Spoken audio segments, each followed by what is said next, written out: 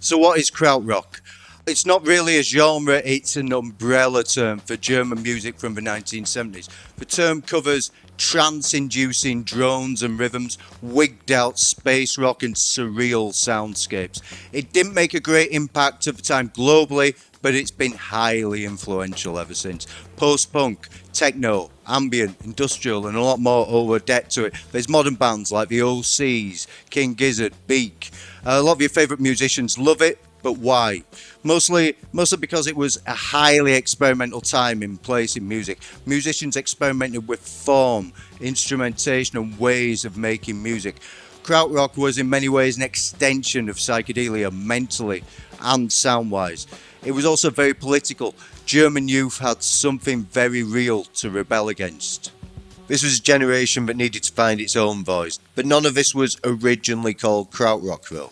This was, if anything, called Kosmische music, which that translates to cosmic music. So where did Krautrock come from? Where did Kosmische music come from? It was born out of circumstance. The history of Germany in the 20th century is a little complex, and we won't go mentioning some of the figures involved on there. The nation itself was almost destroyed by the Second World War. Equally important was the psychological effect this had on the children, who would form the counterculture. The nation was split into two parts. It was like a mass experiment. The western side had investment from the Allies, and it underwent an economic miracle. It was prosperous and highly organised. The organisation wasn't just Teutonic rigour, it was the Marshall Plan that was placed on Germany. The aim of the plan was to create a prosperous middle class and prevent a revival of populist politics. And it worked. There were massive international corporations like Volkswagen, BASF, Bayer. They brought a lot of prosperity to the country. And Germany was, in political and financial terms, a success story of the 20th century.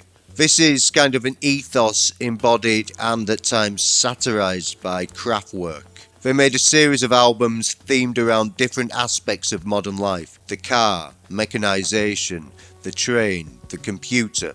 German culture itself had been destroyed, and the very concept of national identity had been tainted. New forms needed to be created. Forms that didn't draw on a shameful history. What the bands who are called Krautrock have in common is not so much musical elements as a unity of opposition to the German mainstream. Kids of that time, adolescents of that time, young people of that time were the children of a country very much in denial of its past. The rules that were placed on the government, the Marshall Plan, didn't prevent teachers from telling their students about the horrors of the Second World War, but that doesn't mean that they said a thing. The past was a closed book. But, of course, the secret got out. Through the younger generation, there was a wave of growing unrest and disgust. Like a lot of Europe in 1968, there were widespread protests. Hair got longer, people dropped out, they got angry, they got involved. What could broadly be called left-wing anarchism became popular. This meant people living in communal housing, starting their own art spaces, joining protests and sit-ins. It was from this kind of melting pot of activity that the bands of the time came. Even playing in a band itself to an audience was a political act. You see, in West Germany at that time, work was arranged through a government agency.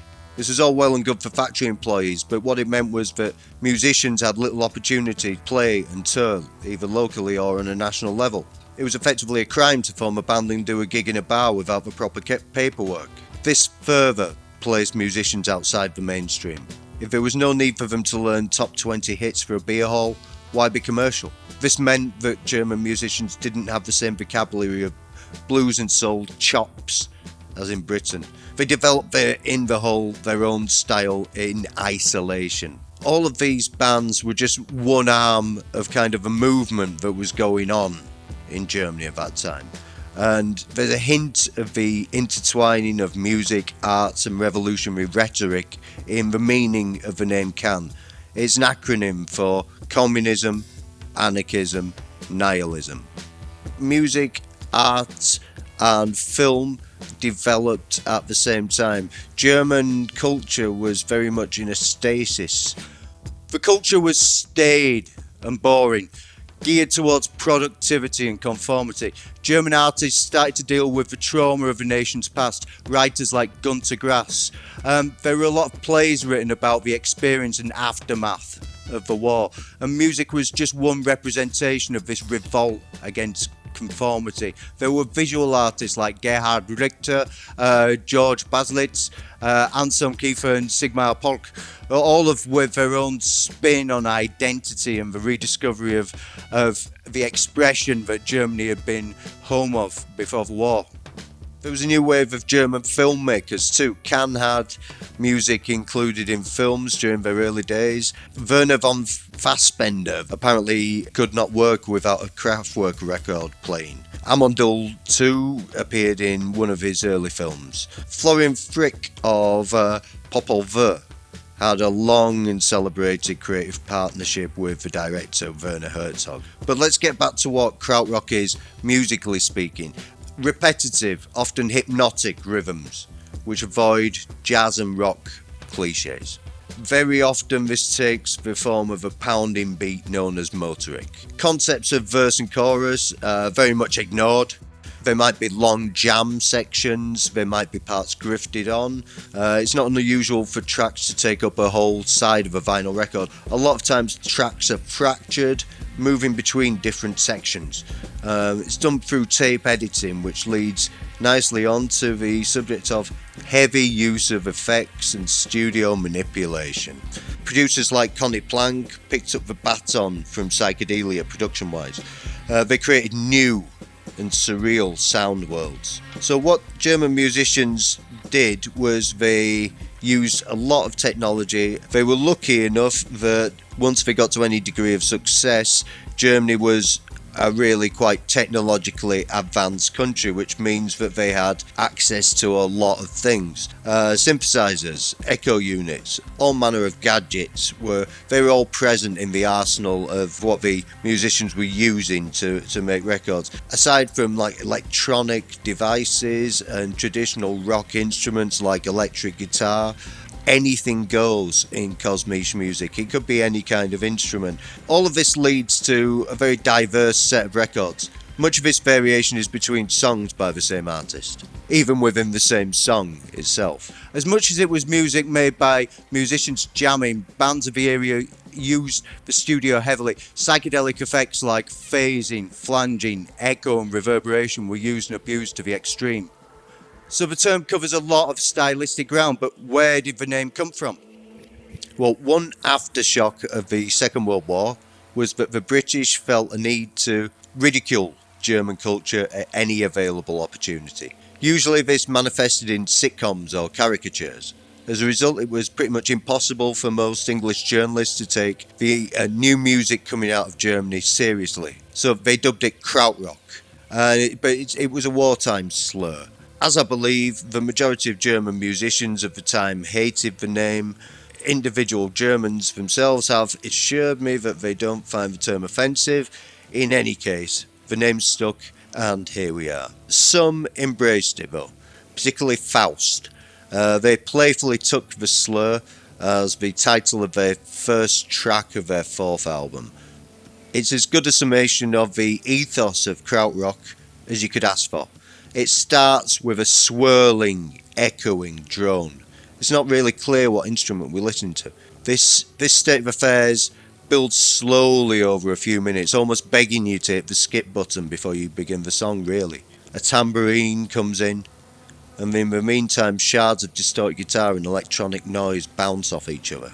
Eventually, around the 7-minute mark, the entrance of the drums is shocking, puts the preceding few minutes into a different context completely. This was very different music than was being made in other countries, but it didn't exist in a vacuum. So what kinds of music influenced Krautrock? The music took elements of a lot of the most experimental sounds of the 1960s. These weren't just confined to rock music, but in particular the music of Jimi Hendrix and Pink Floyd were very popular on the scene. The acid guitar of Hendrix was all over Krautrock records, as well as the phasing and flanging I mentioned before. effects that American and English producers had got bored of, German ones kept on using. And Pink Floyd had an outsized influence. From Syd Barrett's time in the band, there was Interstellar Overdrive, which is almost a blueprint for what a lot of krautrock bands were doing. There's another post-Syd track, A Saucer Full of Secrets, that more than one krautrock band was obviously listening to very intently.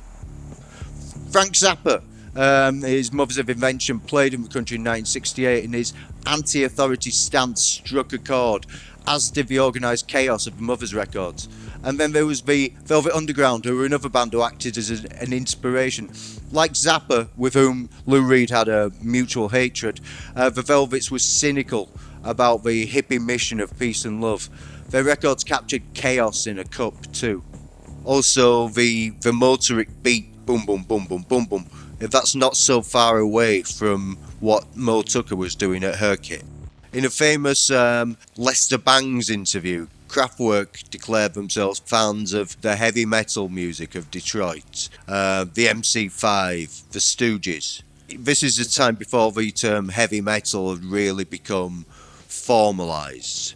Free jazz is another wild noise of the 1960s that was relatively popular in Germany at that time. Both Jackie Lieberseit of Can and Manny Neumeier were free jazz drummers, probably the leading two at that point. Erwin Schmidt recalls loving the violence of John Coltrane's later music. That sense of expressionistic freedom, you can hear it in a lot of the music of the best krautrock bands, I think.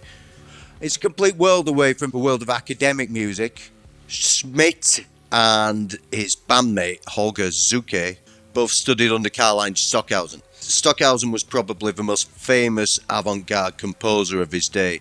His was a dry and clinical approach to working with sound. But sometimes as well he'd use random elements like shortwave radio and so on. So he carved and grafted tapes together. He used electronics, he used human elements as well. He used voices, or he might tape those voices and change the speed of them. These experimental working methods rubbed off in influence on a lot of the records of krautrock and not just those of Can.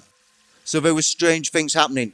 But for rock music, the 1960s had been a barren time in Germany. There was nothing to encourage new musicians, apart from one band. The Monks. The Monks were a true oddity. Ex-US servicemen who stayed in Germany after their tours of duty. The Monks were an unruly garage band with an amped-up intensity. They got to be pretty popular in Germany, or at least their unconventional haircuts got them attention. Though their compositions have their roots in Detroit, soul and garage, the Monks used repetition, fuzz, feedback in their songs. At least some of those who'd go on to form bands over the next few years were definitely listening. At the end of the 60s and the beginning of the 70s, young Germans were a generation looking for a voice. There was a conscious attempt musically to avoid blues and soul cliches like were being used so many times in Britain. Simply being another beat group in the London style would be to accept the status quo for young musicians, and accepting the status quo wasn't the way the wind was blowing. What had been called beat music was evolving, and of course the Beatles exemplified this. The divergence of influence from American rhythm and blues is shown clearly on the cover of Sgt. Pepper's. There on the back row is Karl-Heinz Stockhausen peeping out. Stockhausen was, of course, professor to both Erwin Schmidt and Holger Zucke of Can, but in a roundabout way, it was the Beatles that inspired the band to actually form. And it's with the formation of Can that we'll be picking up in the next episode, where I'll be covering a short history of some of the major bands of the movement. So see you then. Thanks for watching. Bye.